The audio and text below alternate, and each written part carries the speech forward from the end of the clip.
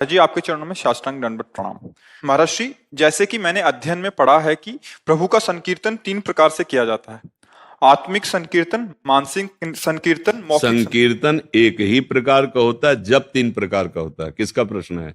संकीर्तन एक प्रकार का ही होता है, उच्च स्वरस्तम बद सर्वदैव। ऊंचे स्वर से जो कहा कीर्तन, ताली बजा के, डफ मृदंग आदि के द्वारा, जो उसको संकीर्तन कहते हैं। और इसको जप कहते हैं, वाचिक जप। राधा वल्लभ श्री राधा वल्लभ श्री राधा, फिर उपांश जप, फिर मानसिक जप। जप 3 प्रकार का होता है, संकीर्तन एक प्रकार का ही होता है। अकेले करे, समुदाय के साथ मिलके करे, संगीत के साथ करे, बिना संगीत के करे। आपको समझ में आ गया? हाँ, जप 3 प्रकार का होता है। पहले उपासक को वाचिक नाम जप में प्रीति करनी चाहिए, क्योंकि मन बिगड़ेल विषयों का है तो मानसिक तो होगा नहीं। फिर वो अपने आप धीरे धीरे उपांश आने लगता है, और उपांश से फिर अंतर्गत मन पकड़ लेता है। और जब मन में मंत्र चलने लगता है, नाम चलने लगता है, तो बहुत परिपक्व उपासक हो जाता है। मानसिक आप जैसे शुरू करो तो 2-4 बार में भाग जाएगा, देखो फिर पकड़ में नहीं आएगा। इसलिए यज्ञ भाग्य वर्तते नाम तुभ्यम, जीभ हिलाते हुए नाम जप करते रहना चाहिए। कीर्तन तो एक ही प्रकार का होता है, उच्च स्वरस्तम। जितनी आपके कंठ में ताकत हो उतनी जोर से कीर्तन करो, राधा राधा। अगर समुदाय है तो और अच्छा है, 4-5 मिलके करो, नहीं है तो अकेले। कोई संगीत नहीं आता तो ये संगीत है, राधा राधा राधा राधा। कीर्तन तो एक है। और जप 3 प्रकार का, वाचिक, वाचिक जप नाम का होगा, मंत्र का नहीं। जैसे राधा वल्लभ श्री राधा वल्लभ श्री ये कह सकते हैं, लेकिन मंत्र नहीं बोल सकते ऐसे। मंत्र तो 2 ही प्रकार से होता है, उपांश और मानसिक। और नाम जप 3 प्रकार से होता है, वाचिक, उपांश और मानसिक। हाँ, तो ये वैखरी वाणी से जितना उच्च स्वर में कीर्तन किया जाए उतना लाभदायक होता है। कि जैसे उच्च स्वर से बोल रहे हैं तो जहां तक आवाज जा रही, जिसके भी कान में पड़ेगी, सबके पाप का नाश हो जाएगा। नाम कीर्तन का बहुत बड़ा प्रभाव होता है।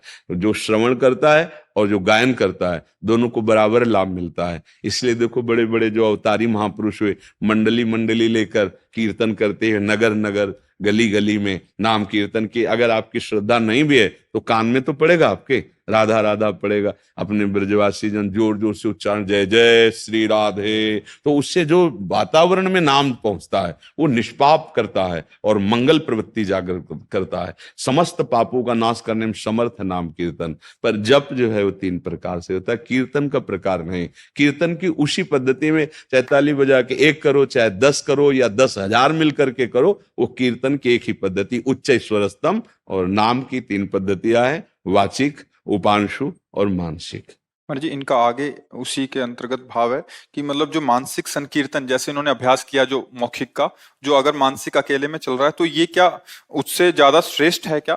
देखो भाई, शास्त्र के जो विधान है ना, वो समझाने के लिए है कि वाचिक से श्रेष्ठ उपांशु है, उपांशु से श्रेष्ठ मानसिक है।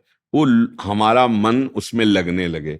नहीं, राधा राधा राधा, चाहे बोल के, चाहे मन से, चाहे जैसे, उस नाम के प्रभाव में कोई कमी बेसी नहीं होती। भाव से हो या कुभाव से हो, या श्रद्धा से हो या अश्रद्धा से हो। कई बार बताया है कि जैसे अग्नि में दाहिका शक्ति है, प्यार से छुओ तो जलाएगी, गुस्सा से छुओ तो जलाएगी, कोई दूसरा हट करके छुआ दे तो जल जाओगे, भूल से छू जाए तो जल जाओगे। ऐसे ही नाम में तारण शक्ति है, आह्लाद शक्ति है। वो आपके पापों को भस्म करेगी, आनंद प्रदान करेगी। भाव से करो, अश्रद्धा से करो, श्रद्धा से करो।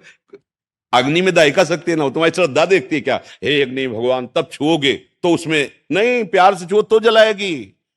और आप धोखे से कोई, तुलसी जाके मुख से धोखे निकसत राम, ताके पग की पग तली मोरे तन। अगर हम ऐसी भावना रखेंगे ना, कम ज्यादा वाली, तो हमारा मन इसी में फंसा रहेगा। अरे राधा राधा राधा, अब अंदर से बाहर से सर्वत्र राधा राधा राधा। हमें उसके लाभ में ये नहीं देखना कि इसमें कितना लाभ मिलता, क्या सबसे परम लाभ, लाडली जूही राधा नाम से हमारी जिब्या में बैठी, इससे बढ़कर हमें कोई लाभ नहीं चाहिए। राधा राधा। हाँ, कभी मना स्थिति है, शांत बैठा हुआ चिंतन में है, कभी रजोगुण छा गया तो अंदर मन नहीं लग रहा तो उच्चारण करने लगे राधा राधा राधा राधा। हमें जुड़े रहना है, हमें श्री जी से जुड़े रहना है, हमारे चित्त की वृत्ति विषयों में न जाकर प्रभु में लगी रहे। खास बात ये, चाहे आप वाचिक जपो, चाहे आप उपांशु जपो, चाहे आप मानसिक जपो, तो उसका परम लाभ होगा भगवत प्राप्ति। अजामिल तो भगवान मान के ही नहीं उच्चारण करना, अपने बालक को बुला नारायण और भगवत प्राप्ति हो गई। अब बोलो इसमें तो कौन सा जाप है, इसमें ना चिंतन है ना जाप है। अपने पुत्र को बुला रहा है, नारायण उसका नाम है, और इसी से परम गति को प्राप्त हो गया। तो क्या होता है कि अगर हम इस, जैसे शास्त्रों में वर्णन भी है, अगर हम इधर वृत्ति लगाते हैं तो अब मानसिक स्थिति है ना, हमें लगता है कि वाचिक से 10 गुना बढ़ करके लाभ उपांशु में, उपांशु से 10 गुना बढ़ करके मानसिक में। तो मानसिक अगर एक माला कर ले तो 1000 माला के बराबर होती है। अब वो एक माला तो हो नहीं रही, और 1000 माला करने का भाव है नहीं, क्योंकि उसमें बहुत ज्यादा है। तो ऐसे उपासक ऐसे पचड़े में फंस जाते हैं कि वो लाभ नहीं ले पाते। हमें कृष्ण कृष्ण राधा राधा बोलना है, वो मन से चले, वो इंद्रियों से एक एक वृत्ति से ना चले, कोई बात नहीं, जिह्वा से राधा राधा राधा राधा। गोस्वामी जी आदेश कर रहे हैं, राम नाम मणि दीप धरी, जीह देहरी द्वार, तुलसी भीतर बाहरो जो चाह से। अंदर भी अगर आनंद चाहते हो, बाहर भी आनंद चाहते हो, तो राधा राधा कृष्ण कृष्ण राम हरि कृष्ण, जो नाम जिह्वा में बसा लो, वो स्थिति होती है। जैसे आप वर्ष 2 वर्ष वाचिक अभ्यास करें तो उपांश में आने लगेगा, और अगर काफी समय तक उपांश में, तो मानसिक में प्रवेश हो जाएगा। और जहां मानसिक में प्रवेश हुआ फिर करना नहीं पड़ता, फिर होता रहता है। जैसे मन विषयों में स्वाभाविक जाता है, ऐसे अभ्यासी नाम जापक का मन स्वयं पकड़ लेता है भजन को, और भजन अपने आप चलने लगता है। तो पहले हम अभ्यास करें। हम ये ज्यादा इस प्रवृत्ति में थोड़ा, क्योंकि इसमें देखा है ना मन की दशा को, और माला लेकर मानसिक शुरू किया, माना 5 नाम चलेगा, और इसके बाद वो इतना चंचल है, शाखा प्रशाखा घूमता रहेगा, पूरा माला हो जाएगा, आपको पता भी नहीं चलेगा। जब वो आओगे ना तब लगेगा कि हाँ माला जप रहेगा।